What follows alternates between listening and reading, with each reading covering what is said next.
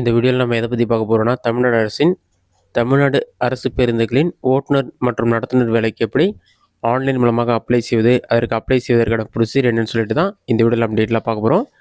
நீங்கள் ஈஸியாக மொபைல் அல்லது லேப்டாப் மூலமாகவே அப்ளை செய்து கொள்ள முடியும். இதற்கு அப்ளை செய்வதற்கு ஃபஸ்ட்டு உங்களோட மொபைலில் ஏதாவது ஒரு ப்ரௌசர் ஓப்பன் பண்ணிக்கிங்க.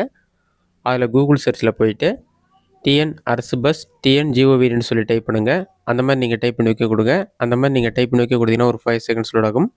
லோடாய் கம்ப்ளீட் ஆகிறதுக்கு வெயிட் பண்ணுங்கள். லோடாய் கம்ப்ளீட் ஆன பிறகு இந்த மாதிரி ஒரு பேஜ் ஓப்பன் ஆகும். இதிலே பார்த்தீங்கன்னா அரசு பஸ் .tn.gov.in சொல்லி ஷோ ஆகும். அந்த வெப்சைட் வந்து செலக்ட் பண்ணுங்கள். வெப்சைட் ஓப்பன் பண்ண பிறகு உங்களுக்கு இந்த மாதிரி தான் ஷோ ஆகும். பாட்டமில் ஸ்க்ரோல் பண்ணுங்கள். இதிலே பார்த்தீங்கன்னா உங்களுக்கு நிறைய ஆப்ஷன் கொடுத்துருப்பாங்க. லேட்டஸ்ட் நியூஸ்னு ஒரு ஆப்ஷன் இருக்கும். அதில் பார்த்தீங்கன்னா click here for online application for the post of டிரைவர்னு சொல்லி கொடுத்துருப்பாங்க. அந்த ஆப்ஷனை கிளிக் பண்ணுங்கள். ஒரு 5 செகண்ட்ஸ்லேயே பேஜ் ஓப்பன் ஆகிடும். ஓப்பன் ஆன பிறகு அறிவிக்கைன்னு சொல்லிட்டு அந்த டீட்டெயில்ஸ் எல்லாமே கொடுத்துருப்பாங்க. விண்ணப்ப செயல்முறை நிலைன்னு சொல்லி மென்ஷன் பண்ணியிருப்பாங்க. அதற்கு ஸ்க்ரோல் பண்ணிங்கன்னா இதற்கு தேவையான ஆவணங்கள் என்னென்னா நீங்கள் அப்லோட் பண்ண சொல்லியிருக்கும். உங்களுடைய பாஸ்போர்ட் சைஸ் ஃபோட்டோ,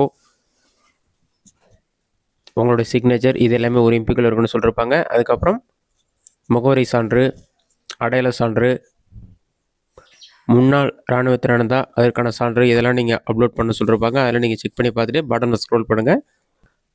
இதிலே பார்த்தீங்கன்னா ஆன்லைனில் விண்ணப்பிக்கன்னு சொல்லி கொடுத்துருப்பாங்க. அந்த ஆப்ஷனை கிளிக் பண்ணுங்கள். அதை நீங்கள் கிளிக் பண்ண ஒரு 5 செகண்ட்ஸில் வந்து அப்ளிகேஷன் ஃபார்ம் ஓப்பன் ஆகிடும். ஓப்பன் ஆன பிறகு candidate should select only one division இருக்கும். உங்களுக்கான டிவிஷன் என்னவோ செலக்ட் பண்ணிக்கங்க. டிவிஷன்லேயே வந்து உங்களோட டிஸ்ட்ரிக்ட்லாம் ஷோ ஆகும். உங்களோட டிஸ்ட்ரிக் எதுவோ செலக்ட் பண்ணிங்க. அதை நீங்கள் செலக்ட் பண்ண பிறகு உங்களோட நேம், உங்களுடைய ஃபாதர் நேம், ஜெண்டர் எல்லாமே கேட்டிருப்பாங்க.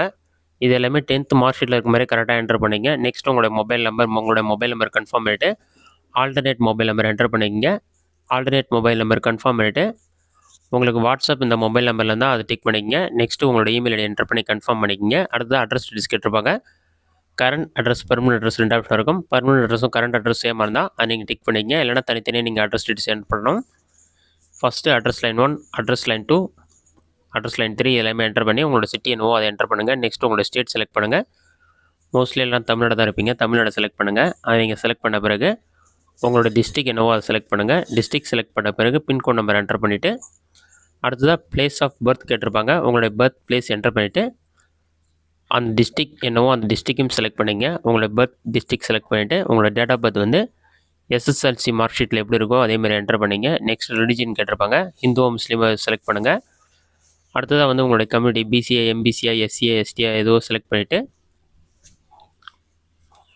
நெக்ஸ்ட்டு உங்களுடைய கேஸ்ட் நேம் என்டர் பண்ணிக்கங்க. என்டர் பண்ண பிறகு நீங்கள் இந்தியன் சிட்டிசன் என்னன்னு சொல்லி கேட்டிருப்பாங்க. நீங்கள் எஸ்எஸ்எல்சி பாஸ் பண்ணிக்கிறீங்க, இல்லை எக்ஸ் சர்வீஸ் மேன்னு சொல்லி கேட்டிருப்பாங்க. எக்ஸ் சர்வீஸ் மேனோ கொடுத்துங்க. நெக்ஸ்ட்டு நீங்கள் 10th வந்து ஸ்டேட் போர்டில் கம்ப்ளீட் பண்ணிங்களா, மெட்ரிகுலேஷனாக எதுவாக செலக்ட் பண்ணிவிட்டு உங்களோட 10th mark sheet certificate number enter பண்ணிங்க. அடுத்தது எந்த இயர் நீங்கள் 10th கம்ப்ளீட் பண்ணீங்களோ அந்த இயர் மார்க் ஷீட்டில் இருக்க மாதிரி செலக்ட் பண்ணிங்க. நெக்ஸ்ட் உங்களோட டிரைவிங் லைசன்ஸ் நம்பர் என்டர் பண்ணுங்கள். அடுத்தது நீங்கள் டிரைவிங் லைசன்ஸ் வாங்கின இடத்துடைய பேர். நெக்ஸ்ட்டு டிரைவிங் லைசன்ஸ் வேலிடிட்டிக்கான டேட். அடுத்தா நீங்கள் ஐஆர்டி அதில் பயிற்சி பெற்றிருந்தால் அதை செலக்ட் பண்ணிங்க. பேட்ச் நம்பர், பேட்ச் டேட் எல்லாமே என்டர் பண்ணிங்க. நெக்ஸ்ட்டு கனரக வாகன உரிமை பெற்ற இடம் என்னவோ அந்த இடத்த என்டர் பண்ணிங்க. நெக்ஸ்ட்டு கனரக வாகன உரிமை பெற்ற தேதி, ஃபஸ்ட் எய்ட் சர்டிஃபிகேட் நம்பர் கேட்டிருப்பாங்க. அந்த நம்பரையும் என்டர் பண்ணிங்க. ஃபஸ்ட் எய்ட் சர்டிஃபிகேட்டுக்கான வேலிடிட்டி டேட் கேட்டிருப்பாங்க. அந்த டேட்டையும் என்டர் பண்ணிங்க. நெக்ஸ்ட்டு ஹெவி வெஹிக்கிளுக்கான உங்களுடைய எக்ஸ்பீரியன்ஸ் எத்தனை வருடம் எத்தனை மாதம் சொல்லி செலக்ட் பண்ணுற மாதிரி இருக்கும். வருடத்தை செலக்ட் பண்ணிவிட்டு அடுத்தது மாதத்தை செலக்ட் பண்ணுங்கள்.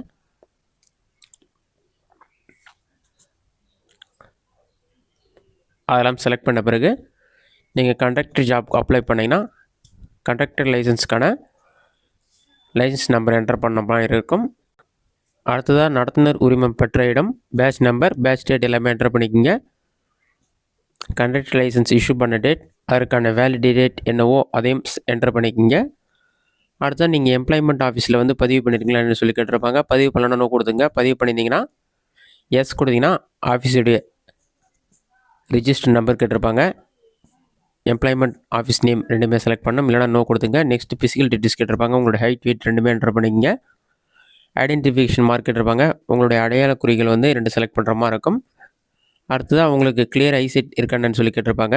கண் பார்வை நல்லா தெரியுதா, எஸ் கொடுத்துங்க. நெக்ஸ்ட்டு உங்களோட விஷன் ஸ்டேட்டஸ் நார்மல் செலக்ட் பண்ணிக்கங்க. கலர் பிளைண்ட்னஸ் இருக்கான்னு சொல்லி கேட்டிருப்பாங்க. அது நோ கொடுத்துங்க. உங்களுக்கு உடல் குறைபாடு ஏதும் இல்லாதவர்னு கொடுத்துருப்பாங்க, அதுவும் எஸ் கொடுத்துங்க. அதெல்லாம் கம்ப்ளீட் பண்ண பிறகு உங்கள் மேலே கிரிமினல் கேஸ் ஏதாச்சும் பெண்டிங்கில் இருக்கா அதெல்லாம் கேட்டிருப்பாங்க, அதில் நோ கொடுத்துங்க. அடுத்ததாக எக்ஸாமினேஷன் நீங்கள் சாய்ஸ் செலக்ட் பண்ணுற மாதிரி இருக்கும். 3 சென்டர் செலக்ட் பண்ணிங்கன்னா அது உங்களுடைய ஊருக்கு பக்கத்தில் எங்கே இருக்கோ அது மாதிரி 3 பிளேஸ் வந்து நீங்கள் சாய்ஸ் செலக்ட் பண்ணிக்கோங்க. நெக்ஸ்ட்டு சில கொஷின்ஸ்லாம் கேட்டிருப்பாங்க, அது நீங்கள் எலிஜிபிளாக இருந்தால் டிக் பண்ணிக்கலாம், இல்லைனா டிக் பண்ண தேவையில்ல, ஜஸ்ட்டு ஸ்கிப் பண்ணிடலாம். கோவிட்-19 உங்களுடைய தாய் தந்தை யாராச்சும் இறந்துருக்காங்களா அந்த மாதிரி கொஷின்லாம் கேட்டிருப்பாங்க. நெக்ஸ்ட் நீங்கள் முதல் பட்டதாரியா, நீங்கள் தமிழ் மீடியத்தில் படித்தவரான்னு சொல்லி கேட்டிருப்பாங்க. ஆதரவற்ற விதவைகளா, இன்டர்கேஸ்ட் மேரேஜ் பண்ணுறீங்களா, எக்ஸ் சர்வீஸ் மேனா, அந்த மாதிரிலாம் கேட்டிருப்பாங்க. அதுக்கேற்ற மாதிரியே அந்த டீட்டெயில்ஸ்லாம் நீங்கள் டிக் பண்ணிக்க, இல்லைன்னா டிக் பண்ணாமல் கேப்சா என்டர் பண்ணி ப்ரிவியூ அண்ட் சப்மிட் கொடுத்தீங்கன்னா உங்களோட டீட்டெயில்ஸ்லாம் ப்ரிவியூ ஷோ ஆகும். நெக்ஸ்ட் பேஜில் நீங்கள் டாக்குமெண்ட்லாம் அப்லோட் பண்ணுற மாதிரி இருக்கும். டாக்குமெண்ட்லாம் அப்லோட் பண்ணி பேமெண்ட் கம்ப்ளீட் பண்ணி நீங்கள் அப்ளிகேஷன் சப்மிட் பண்ணுற மாதிரி இருக்கும். இதுதான் இந்த ஜாப்க்கு அப்ளை பண்ணுறதுக்கான மெத்தட். இந்த வீடியோ உங்களுக்கு யூஸ்ஃபுல்லாக நினைக்கிறேன். இந்த வீடியோ பிடிச்சிருந்தா லைக் பண்ணுங்கள், வேறு டவுட் இருந்தால் கமெண்ட்ஸில் கமெண்ட் பண்ணுங்கள்.